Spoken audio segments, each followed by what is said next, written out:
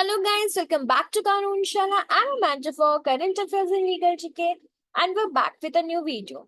So guys, आज के video में हम डिस्कस करने वाले हैं about the Waqf board.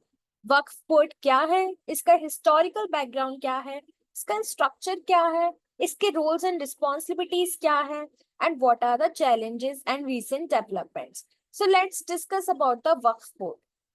Waqf Board in India is playing a crucial role in managing properties that are dedicated to charitable and religious purposes under Islamic law. तो इससे आपको पता ही पड़ रहा होगा जो वक्फ बोर्ड है वो इस्लामिक लॉ से रिलेटेड है। वो इस्लामिक लॉ के अंदर जितनी भी रिलीजियस एंड चैरिटेबल प्रॉपर्टीज आती हैं वक्फ बोर्ड उनको मैनेज करता है। वक्फ का मतलब होता है to dedicate a property for the welfare of the community and ये इसका एक सिग्निफिकेंट एंड हिस्टोरिकल इम्पोर्टेंस है इन इंडिया। अगर हम हिस्टोरिकल बैकग्राउंड देखें वक्फ बोर्ड का तो वक्फ बोर्ड की प्रैक्टिस स्टार्ट होती है at the time of prophet Mohammad in the 7th century. India में इसको प्रोमिनेंस मिला during the Mughal era with many rules establishing Waqf property. फिर उसके बाद अगर हम इसका लेजिस्लेटिव फ्रेमवर्क देखें तो वक्फ एक्ट ऑफ 1954 इसका फर्स्ट लेजिस्लेटिव मेजर था जिसने रेगुलेट किया था वक्फ की प्रॉपर्टीज को। इसके बाद आता है द वक्फ अमेंडमेंट एक्ट 2013 जिसमें management and utilisation of Waqf properties को एनहेंस किया था। अगर हम स्ट्रक्चर देखें वक्फ बोर्ड का तो each state in India has its own Waqf board जो कि रिस्पॉन्सिबल होता है for the administration of Waqf properties. जो बोर्ड मेंबर्स होते हैं ये कंसिस्ट होते हैं of the chairman, the several members and executive officer. अगर हम इसके फंक्शंस की बात करें तो इसका प्राइमरी फंक्शन है the management of Waqf properties, ensuring proper utilization of revenues generated from these properties, overseeing the registration of Waqf properties and facilitating community welfare programs. तो ये सारे related है with the religious properties of Islamic and their institutions. अगर हम उसके roles and responsibilities की बात करें सबसे पहले आता है प्रॉपर्टी मैनेजमेंट कि आप अपनी प्रॉपर्टी की कैसी मेंटेनेंस कर रहे हैं, कैसे उसका डेवलप कर रहे हैं, चाहे वो प्रॉपर्टी किसी से भी रिलेटेड हो लेकिन उसको वक्फ बोर्ड के अंदर आना चाहिए एंड वो इस्लामिक कल्चर से रिलेट हो। अगर हम बात करें तो जो वक्फ बोर्ड होता है उनका टास्क होता है for maintaining and developing the Waqf properties जिसमें बहुत सारी चीजें आ सकती हैं जो कि इस्लामिक कल्चर में है, जैसे उनके मॉस्क, उनके स्कूल्स, उनके हॉस्पिटल्स एंड ब्यूरियल ग्राउंड्स। ये सब किस में आते हैं, ये वक्फ बोर्ड के अंदर आते हैं। अगर हम रेवेन्यू जनरेशन की बात करें तो ये बहुत सारा रेवेन्यू जनरेट करता है फ्रॉम वेरियस इंस्टीट्यूशंस, जैसे कि अगर वो वेलफेयर इनिशिएटिव्स कर रहे हैं, एजुकेशन के लिए कर रहे हैं, कम्युनिटी के लिए कर रहे हैं या फिर वो हेल्थ केयर के लिए कर रहे हैं। So effective management of Waqf properties helps to generate their funds जहाँ कहाँ से, from community welfare initiatives, education and the health care. अगर हम लीगल अफेयर्स की बात करें so the boards handle legal disputes related to Waqf properties. जितने भी लीगल इश्यूज राइज होते हैं वो भी वक्फ के जो बोर्ड मेंबर्स होते हैं वो उसको हैंडल करते हैं एंड वो ये इंश्योर करते हैं कि जो वक्फ एक्ट है वो हमारा इन कंप्लाइंस चल रहा हो एंड जो हमारा मेन पर्पस है वक्फ का वो पूरा हो रहा हो। अगर ऐसा नहीं होता तो वो उसमें इम्प्रूवमेंट करते हैं। अगर हम बात करें अबाउट द चैलेंजेस फेस कि क्या क्या चैलेंजेस फेस कर सकते हैं, पहला आ सकता है mismanagement, lack of awareness and legal ambiguities. अगर मिसमैनेज की बात करें तो बहुत सारे ऐसे इंस्टेंस हो सकते हैं जहाँ पे मिसमैनेजमेंट हो सकता है, जैसे कि करप्शन या फिर मिसमैनेजमेंट इन एडमिनिस्ट्रेशन या फिर leading to loss of revenues and dilapidation of properties. तो ये सारी चीजें मिसमैनेजमेंट के अंदर आती हैं जो कि एक बहुत बड़ा चैलेंज क्रिएट करती है। Next is lack of awareness.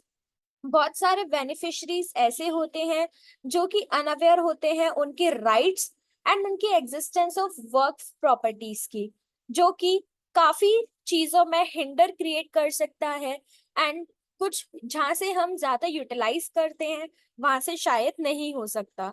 तो ये लैक ऑफ अवेयरनेस के बीच में आ जाता है कि जो भी इसके अंदर काम कर रहा है उसको उसके यूटिलाइजेशन, हम इसको कैसे यूटिलाइज कर सकते हैं, उनके राइट्स वो नहीं जानते। ये सब लैक ऑफ अवेयरनेस के बीच में आ जाता है।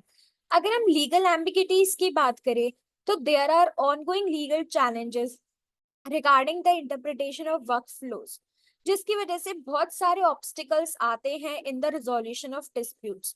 अब क्या प्रेजेंट लीगल प्रॉब्लम्स चल रही हैं, क्या पार्लियामेंट में आया है, ये भी हम इसी वीडियो में आगे डिस्कस करेंगे।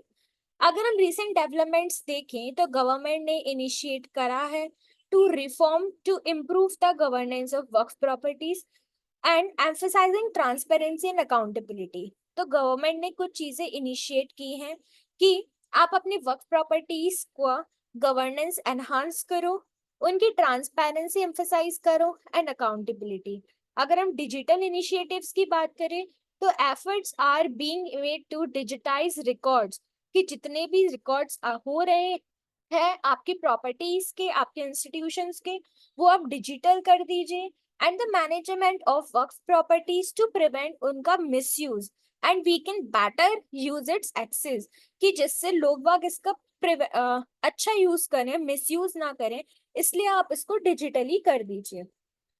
अगर हम लास्टली कंक्लूजन की बात करें तो वक्फ बोर्ड जो इंडिया में है वो सिग्निफिकेंट पोटेंशियल है for community development through the effective management of Waqf properties. अगर हम देखें चैलेंजेस जो है तो वो ऑनगोइंग रिफॉर्म्स है and initiatives can enhance the role of Waqf properties in promoting social welfare and economic development with the Muslim community and beyond. अगर हम बात करें मेनली क्या फंक्शन हो रहा है यहाँ पे वक्फ बोर्ड का, वो कैसे हेल्पफुल कर रहा है, तो वो एक पूरी कम्युनिटी का डेवलपमेंट करता है अगर उसका अच्छा मैनेजमेंट किया जाए तो, अगर उसकी रिसोर्सेज को अच्छे से यूटिलाइज किया जाए तो। एंड ऑल्सो जो वक्फ बोर्ड का जो मेन रोल है वो है to promote social welfare and economic development. अगर वो ऐसा करते हैं तो वो अपनी मुस्लिम कम्युनिटी के लिए बहुत कुछ अच्छा करेंगे एंड अपनी सोसाइटी का वो बहुत अच्छा वेलफेयर कर सकते हैं। सो अगर हम देखें इसके कुछ रेफरेंसेस हैं, जैसे कि Waqf act of 1954, it is the main, तो इसको आपको जरूर पढ़ना चाहिए if you are relating with the any entrance examination. तो आपको वक्फ एक्ट ऑफ 1954 जरूर पढ़ना चाहिए। एंड ऑल्सो जो वक्फ है ये मेनली रिलेट करता है with the Islamic historical monuments and also Islamic culture and also its institutions। जैसा कि हमने बात करे थे स्टार्टिंग ऑफ द वीडियो में कि ये जो बिल है इसको वापस से पार्लियामेंट में इंट्रोड्यूस किया गया है फॉर सेवरल चेंजेस। तो ये क्या है, ये जो बिल है इसको बजट सेशन में लाया गया था उस टाइम पे एंड ये बोला गया था कि आप कुछ चेंजेस बनाओ इसमें। क्या चेंजेस, कि कोई एक non Muslim chief executive officer रखो उसमें and at least 2 non Muslim members रखो to be appointed by the state government and at the state level. तो वो ये चाह रहे हैं कि अभी जितना भी वक्फ बोर्ड है वो मुस्लिम्स चलाते थे, लेकिन अब गवर्नमेंट का ये कहना है कि जो चीफ एग्जीक्यूटिव ऑफिसर है वो एक मुस्लिम नॉन मुस्लिम हो एंड जो 2 अदर नॉन मुस्लिम मेंबर्स हैं वो भी उसमें अपॉइंट किए जाएं बाय द स्टेट गवर्नमेंट। ठीक है। Thank you.